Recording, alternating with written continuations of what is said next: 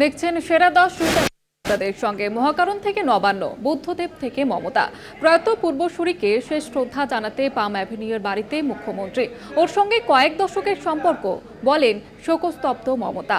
আজ পূর্ণ দিবস ছুটি ঘোষণা, বিধানসভায় দেহ নিয়ে যাওয়ার আর্জি। 2011 সালে বিধানসভা ভোটে যাদবপুর কেন্দ্রে বুদ্ধবাবুর পরাজয়। টানা 11 বছরের বুদ্ধ শাসনে ইতি টেনেছিলেন তৎকালীন কংগ্রেস তৃণমূল জোটের মুখ মমতা বন্দ্যোপাধ্যায়। তারপর মহাকরণ থেকে নবান্ন। রাজনৈতিক ক্ষেত্রে মতপার্থক্য থাকলেও বুদ্ধদেব মমতা তার আঁচ কখনোই ব্যক্তিগত জীবনে আসতে দেননি। তাই বুদ্ধবাবুর যতবার শারীরিক অবনতি হয়েছে ততবার ছুটে গেছেন মমতা। বৃহস্পতিবার বুদ্ধবাবুর প্রয়াণের খবর শুনেই শেষবারের মতো পাম অ্যাভিনিউতে ছুটে যান মমতা। প্রাক্তন বর্তমান মুখ্যমন্ত্রীর সম্পর্কের থেকেও রাজনীতিবিদ হিসেবে তাদের ব্যক্তিগত সম্পর্ক ভালো ছিল। বুদ্ধবাবুর স্ত্রী মীরা ভট্টাচার্যের সঙ্গেও তার সম্পর্ক ভালো। এদিন বুদ্ধবাবুর সন্তান সুচেতন ভট্টাচার্যকে পাশে নিয়ে স্মৃতিচারণা করতে গিয়ে গলা ধরে আসে মমতার।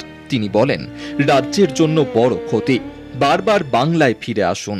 প্রয়াত বুদ্ধদেব ভট্টাচার্যের বাড়িতে শেষ শ্রদ্ধা জ্ঞাপন করেন মমতা। বুদ্ধবাবুকে শেষ শ্রদ্ধা জানানোর পাশাপাশি তার পরিবারের সঙ্গে কথা বলেন তিনি। দল ও পরিবারের সিদ্ধান্তে পিস ওয়ার্ল্ডে রাখা হয় বুদ্ধবাবুর মরদেহ, যদিও মমতা প্রস্তাব দিয়েছিলেন পিস ওয়ার্ল্ডের বদলে রবীন্দ্র সদন বা নন্দনে রাখা যেতে পারে তার মরদেহ, যাতে রাজ্যের মানুষ শেষ শ্রদ্ধা জানাতে পারে। শুক্রবার রাজ্যের প্রাক্তন মুখ্যমন্ত্রীকে পূর্ণ রাষ্ট্রীয় মর্যাদায় গান স্যালিউটে অন্তিম বিদায় জানাতে চান মুখ্যমন্ত্রী। মমতার পর রাজ্যের দুই মন্ত্রী অরূপ বিশ্বাস ও ফিরহাদ হাকিমও পৌঁছে যান প্রয়াত প্রাক্তন মুখ্যমন্ত্রীকে শেষ শ্রদ্ধা জানাতে। রাজ্যপাল সিভি আনন্দ বোসও যান তাঁর বাড়িতে। বর্ষিয়ান বাম নেতার প্রয়াণের খবর পেয়েই তাঁর বাড়িতে যান সিপিএম এর রাজ্য সম্পাদক মোহাম্মদ সেলিম। শোক প্রকাশ করেন প্রধানমন্ত্রী নরেন্দ্র মোদীও। বুদ্ধদেব ভট্টাচার্যের স্মরণে এক্স হ্যান্ডেলে মোদী লেখেন, পশ্চিমবঙ্গের প্রাক্তন মুখ্যমন্ত্রী বুদ্ধদেব ভট্টাচার্যের প্রয়াণে শোকাহত। উনি একজন বলিষ্ঠ রাজনৈতিক নেতা ছিলেন, যিনি একাগ্রভাবে তাঁর রাজ্যের মানুষের সেবা করেছেন। ওর পরিবার এবং সমর্থকদের আমার আন্তরিক সমবেদনা জানাই। প্রসঙ্গত, বুদ্ধদেবকে 2 বছর আগেই পদ্মভূষণ সম্মান দিতে চেয়েছিল মোদী সরকার, যদিও অসুস্থ বুদ্ধবাবু সেই সম্মান প্রত্যাখ্যান করেছিলেন। বুদ্ধদেবের প্রয়াণে জাতীয় এবং রাজ্য রাজনীতির অনেকেই শোক জ্ঞাপন করেন। জাতীয় কংগ্রেসের সভাপতি মল্লিকার্জুন খার্গে, সিপিএম এর সর্বভারতীয় সাধারণ সম্পাদক সীতারাম ইয়েচুরিও শোক প্রকাশ করেন। কলকাতা টিভি। 1944 থেকে 2024 চলে গেলেন দ্য লাস্ট অব দ্য মাহিকানস। বৃহস্পতিবার সকালে পাম অ্যাভিনিউর বাড়িতে প্রয়াত হলেন প্রাক্তন মুখ্যমন্ত্রী বুদ্ধদেব ভট্টাচার্য। উত্তর কলকাতায় জন্ম বুদ্ধদেব ভট্টাচার্যের। বামপন্থী পরিবারে বেড়ে ওঠায় রাজনৈতিক সংস্কৃতি বুদ্ধদেবের উপরে প্রভাব ফেলেছিল।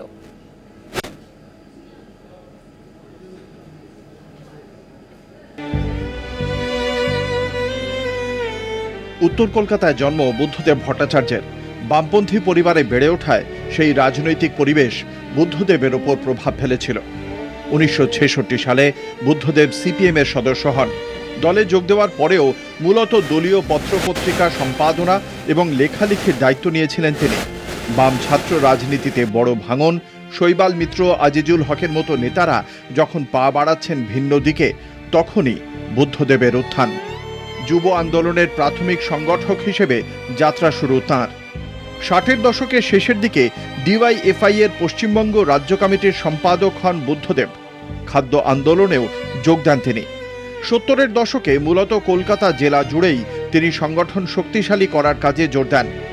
বামপন্থী বুদ্ধিজীবীদের সঙ্গে স্বচ্ছন্দ ছিলেন তিনি। 70 দশকের গোড়ায় সিপিএম এর পশ্চিমবঙ্গ রাজ্য কমিটির সদস্য হন বুদ্ধদেব। 1977 সালে কাশীপুর বিধানসভা কেন্দ্র থেকে প্রথম নির্বাচনে জেতেন। 1977 থেকে 1982 পর্যন্ত পশ্চিমবঙ্গ রাজ্য মন্ত্রিসভায় তথ্য ও জনসংযোগ দপ্তরের দায়িত্ব পালন করেন। 1982 সালের বিধানসভা নির্বাচনে পরাজিত হন বুদ্ধদেব। পরে 1987 সালে যাদবপুর কেন্দ্র থেকে জিতে তথ্য ও সংস্কৃতি দপ্তরের ভারপ্রাপ্ত মন্ত্রী হন। সেই থেকেই তাঁর কেন্দ্র যাদবপুর। 90-এর দশকের গোড়ায় জ্যোতি বসুর মন্ত্রিসভা থেকে পদত্যাগ করেছিলেন বুদ্ধদেব। তথ্য সংস্কৃতির পাশাপাশি জ্যোতি বসুর মন্ত্রিসভায় স্বরাষ্ট্রের মতো গুরুত্বপূর্ণ দপ্তরেরও দায়িত্ব সামলেছেন বুদ্ধবাবু। 1984 সাল থেকে বুদ্ধদেব সিপিএমের কেন্দ্রীয় কমিটির আমন্ত্রিত সদস্য, 1985 থেকে কেন্দ্রীয় কমিটির সদস্য, 1999 সালের জানুয়ারি মাসে জ্যোতি বসুর সরকারের উপমুখ্যমন্ত্রী হন, পলিট ব্যুরোর সদস্য হন 2000 সালে। সেই বছরই 6 নভেম্বর বুদ্ধদেব পশ্চিমবঙ্গের মুখ্যমন্ত্রীর পদে বসেন জ্যোতিবাবু অবসর নেওয়ার পর। 2011 পর্যন্ত তিনি ওই পদে ছিলেন। সিঙ্গুরের শিল্পায়নে জোর দিয়েছিলেন তিনি, কিন্তু শিল্পায়নের স্বপ্ন বাস্তবায়িত হয়নি দলগত কিছু ভুল সিদ্ধান্তের জন্য। এরপরই পরিস্থিতি হাতের বাইরে চলে যায়। সিঙ্গুর নন্দীগ্রাম আন্দোলন থেকেই বাম জমানার শেষ ইনিংসের শুরু। 2006 সালের বিধানসভা ভোটে প্রথম ধাক্কা, 2008-এর পঞ্চায়েত ভোটেও ধাক্কা খায় বামফ্রন্ট, 2009 লোকসভা ভোটে ফারাক আরও বাড়ে। 2011-র বিধানসভা নির্বাচনে রাজ্য রাজনীতিতে বড় পরিবর্তন হয়। বুদ্ধদেবের নেতৃত্বাধীন বামফ্রন্টকে হারিয়ে দেয় মমতা বন্দ্যোপাধ্যায়ের নেতৃত্বাধীন কংগ্রেস তৃণমূল কংগ্রেস জোট। অবসান হয় দীর্ঘ 34.5 বছরের বামফ্রন্ট শাসনের। 2019 সালের ফেব্রুয়ারি মাসে শেষবার দলীয় কর্মসূচিতে দেখা গিয়েছিল তাঁকে।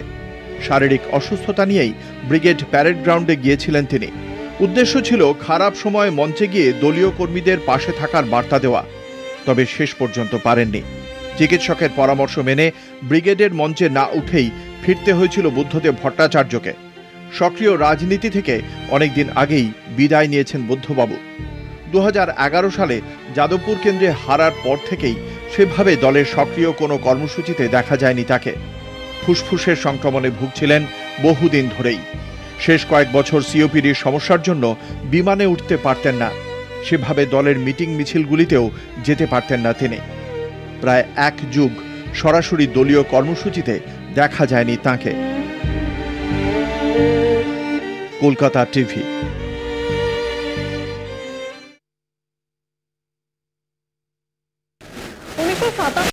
কাশীপুর থেকে প্রথমবার বিধানসভায় পা রাখেন বুদ্ধদেব ভট্টাচার্য। 1987 থেকে টানা 24 বছর যাদবপুরের বিধায়ক। 2011-য় নিজের গড়ে হেরে রাজনীতি থেকে কার্যত সন্ন্যাস গ্রহণ। এরপর শারীরিক অসুস্থতায় গৃহবন্দী হয়ে পড়েন আপাতমস্তক বাঙালি রাজনীতিবিদ বুদ্ধবাবু। 2024-এর 8ই অগস্ট তপ্ত হয়ে গেল বাম রাজনীতির বিপন্ন জাহাজের নাবিক এক পথ চলা। রাজনীতিতে রেখে গেলেন সুদীর্ঘ এক বুদ্ধযুগ। 1977 সাল থেকে বিধানসভা মহাকরণের পথ চলা শুরু করেন তিনি। টানা 11 বছরের মুখ্যমন্ত্রী বুদ্ধদেব ভট্টাচার্য, কিন্তু শোনা যায় চোরেদের ক্যাবিনেট থাকবো না বলে মন্ত্রিসভা থেকে বেরিয়ে গিয়েছিলেন এই বুদ্ধবাবুই। সে 9-এর দশকের কথা। 1993 সালে তৎকালীন জ্যোতি বসুর মন্ত্রিসভা থেকে পদত্যাগ করেন বুদ্ধদেব ভট্টাচার্য। মহাকরণের লালবাড়ির অন্দরে তখন জোর শোরগোল।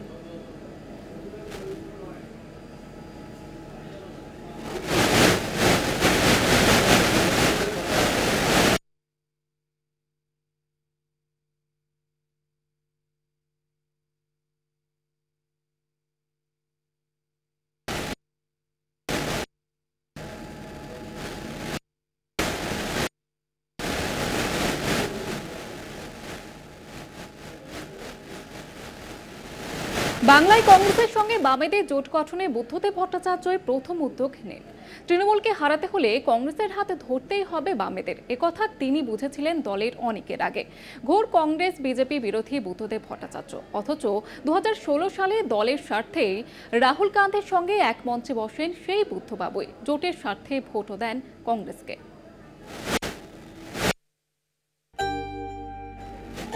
দিনটা ছিল 2016 সালের 27 এপ্রিল। সেদিন রাহুল গান্ধীর হাতে হাত রেখে এক মঞ্চে একই মালায় ধরা দিয়েছিলেন বুদ্ধদেব ভট্টাচার্য।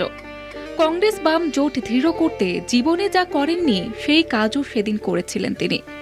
দল তখনও এক মঞ্চে কংগ্রেসের সঙ্গে বসতে কিন্তু করছে, আর এই ইস্যুতেই সেই সময় দলের অন্দরেই রুখে দাঁড়িয়েছিলেন বুদ্ধদেব। 2016 বিধানসভা নির্বাচনের প্রচার তখন তুঙ্গে। তার মধ্যেই জোটের বেনজির চমক, কংগ্রেস প্রার্থীদের সমর্থনে রাহুল গান্ধীর সভা। জোটের ঐক্যের স্বার্থে সভামঞ্চে বুদ্ধদেব ভট্টাচার্য। রাজনৈতিক জীবনে প্রথমবার তেরঙ্গা মঞ্চে বুদ্ধদেব ভট্টাচার্য। পার্ক সার্কাস ময়দান সেদিন ঘিরে ফেলা হয়েছিল ইন্দিরা, রাজীব, সোনিয়া, রাহুলের কাটআউটে। পোডিয়ামেও জলজল করছে হাত চিহ্ন। মঞ্চের কোথাও লাল রঙের সুতোও নেই।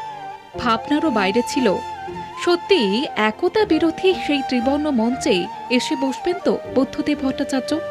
তিনি এলেন। বুদ্ধদেব ভট্টাচার্যের হাত ধরে রাহুলের মঞ্চে নিয়ে গেলেন তৎকালীন কংগ্রেস নেতা, এখন তৃণমূলের মন্ত্রী মানস ভূঁইয়া। বালিগঞ্জ কেন্দ্রের কংগ্রেস প্রার্থী কৃষ্ণা দেবনাথের সঙ্গে বুদ্ধবাবুর পরিচয় করিয়ে দিয়ে মানুষ বললেন, তৃণমূলকে হারাতে এবার এই হচ্ছে আপনার প্রার্থী। বুদ্ধবাবু হেসে ফেললেন, বললেন, জীবনে এই প্রথমবার হাত চিহ্নে ভোট দেব। তত্ত্বের ফারাক বিস্তর, পথ ভিন্ন, তবুও একটা নির্দিষ্ট লক্ষ্যে এক হয়েছিলেন দুজন। একই মালায় বরণ করা হলো বুদ্ধ রাহুলকে, যেন একই বৃত্তে আনা হলো দুজনকে। বুদ্ধবাবু সেদিন বক্তৃতা করেন মাত্র 15 মিনিট। গোটা রাজনৈতিক জীবন জুড়েই দলের অন্তরের সভায় হোক বা প্রকাশ্য সমাবেশে কমরেড শব্দ দিয়ে কথা শুরু করতেন তিনি।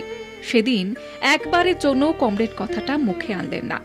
ইতিহাস বলছে 2014 সালে দিল্লিতে অকংগ্রেসি বিজেপি সরকার গঠনের ডাক দিয়েছিলেন যে বুদ্ধদেব ভট্টাচার্য, তিনি পার্ক সার্কাসের সভামঞ্চে বক্তব্য শুরু করেন প্রিয় রাহুল বলে।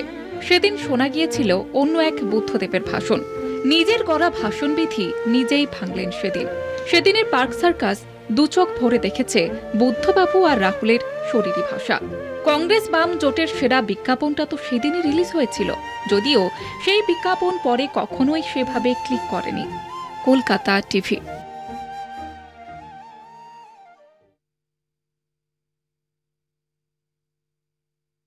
নবপ্রজন্মের আইকন বুদ্ধদেব ভট্টাচার্য। স্বচ্ছ ভাবমূর্তি, পরিচ্ছন্ন রাজনীতি এবং সঠিক কথা বলার ক্ষমতা। বুদ্ধবাবুর এই বিশেষ ক্ষমতায় নতুন প্রজন্মের বামীদের কাছে তার গ্রহণযোগ্যতার শীর্ষে রেখেছে।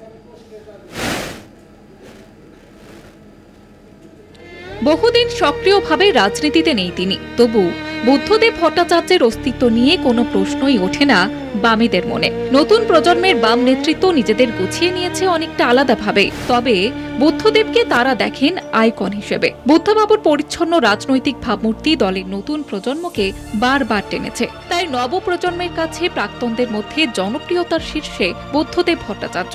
শুধু শুভ্র পরিচ্ছদই নয়, রাজনীতিতেও তার মূল ইউএসপি স্বচ্ছ ভাবমূর্তি।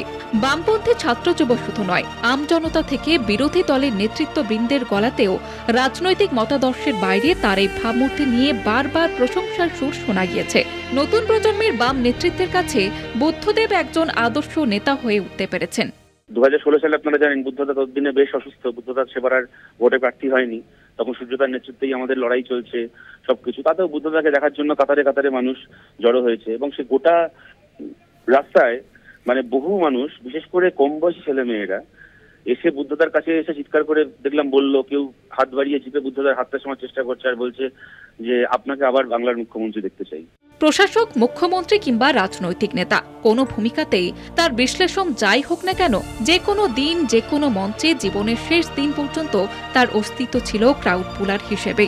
নয়া প্রজন্ম ঠিক ধরেছিল তার ভিড় টানার ক্ষমতার কথা, বুঝেছিল রাজনীতির দুর্নীতির জালে তার স্বচ্ছতার প্রতিচ্ছবি এখনও আকর্ষণ করে মানুষকে। তাই তার সাফল্য কিংবা ব্যর্থতার হিসেব করেনি নতুনরা, বরং তার গ্রহণযোগ্যতাকে নিজেদের আদর্শ করে তুলতে চেয়েছে। কলকাতা টিভি।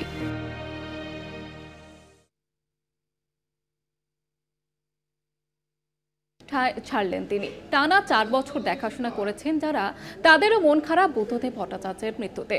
অসুস্থতা নিয়ে প্রিয় নেতাকে শেষ বিদায় জানালেন দীর্ঘদিনের সঙ্গী গাড়ি চালক।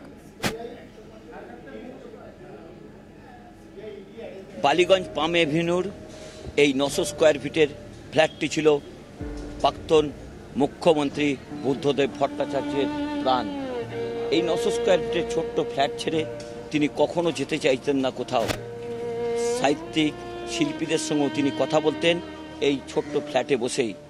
এই বুদ্ধদেব ভট্টাচার্য তার চিকিৎসার প্রয়োজন হলেও ডাক্তারদের তিনি অনুরোধ করতেন তার ফ্ল্যাটেই সেই চিকিৎসার জন্য। সেই মতোই তার পরিবার এবং দলের নেতৃত্ব সেই ব্যবস্থা করতেন। আজ সকাল 8:20 তিনি শেষ নিঃশ্বাস ত্যাগ করেন। 12:35 নাগাদ তার মরদেহ শেষবারের মতো পাম এভিনিউর এই ছোট্ট ফ্ল্যাট থেকে রওনা দিল। বেশ কিছু স্মৃতি, বেশ কিছু ঘটনা কিন্তু আজকে সাক্ষী রইল এই বালিগঞ্জের পাম এভিনিউর এই ফ্ল্যাট। বুদ্ধদেববাবুকে খুব কাছ থেকে দেখেছেন যে মানুষটি, যিনি তার দেখাশোনা করতেন। হরেন অধিকারী আমাদের সঙ্গে রয়েছে। হরেন, কি দেখলে তুমি গতকাল থেকে আজ সকাল পর্যন্ত, কি দেখলে? উনি তো অসুস্থ, আগে করেই অসুস্থ ছিলেন। তো গতকালকে একটু শ্বাসকষ্ট ওনার সমস্যা হয়েছিল। তো শ্বাসকষ্টের সমস্যা হওয়ার পর আমি ওনাকে রাতে বাইপ্যাপ দিয়েছিলাম রাত 2টো নাগাদ। মেডিসিনটা আমরা পাউডার করে আবার খাইয়ে দিই। মেডিসিন খাওয়ানোর পরে সেই শ্বাসকষ্টের প্রবলেমটা ওনার তখনও হচ্ছিল। হওয়াতে আমরা ডাক্তারের পরামর্শ অনুযায়ী বাইপ্যাপটা দিই। বাইপ্যাপ দেওয়ার পরে আস্তে আস্তে উনি দেখে মনে হলো যে উনি আর এক্সপায়ার করে গেছে। যে 4 বছর আমি যতটুকু বুঝি খুবই ভালো মানুষ, একদম সাধারণ মানুষের মতো। ওনার ঘর যেরকম উনিও সেরকম সাধারণ মানুষের মতো জীবনযাপন করতেন। এরকম মানুষ আমরা হারিয়েছি, আর কোনোদিন এরকম ধরনের মানুষ আর খুঁজে পাবো না। শুধু হরেনই নন, বুদ্ধবাবুর দায়িত্বে ছিলেন শম্ভুনাথ বৈদ্য।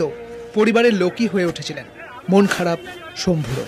স্মৃতি, খাওয়া দাওয়া তুমি আগে খেয়েছো, তুমি তারপরে আমরা খাবো, বা কিছু খাবার এনেছো, তোমার খাবার কোথায় থেকে এসেছে, এখান থেকে তোমার খাবার দেয়া হবে, এইরকম এগুলি বলতো।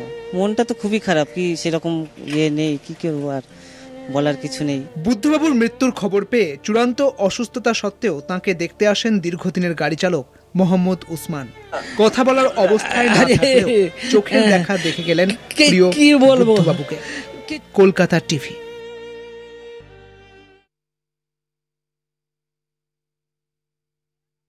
তো দেখতে থাকুন কলকাতা টিভি, রাত 3, 7 দিন।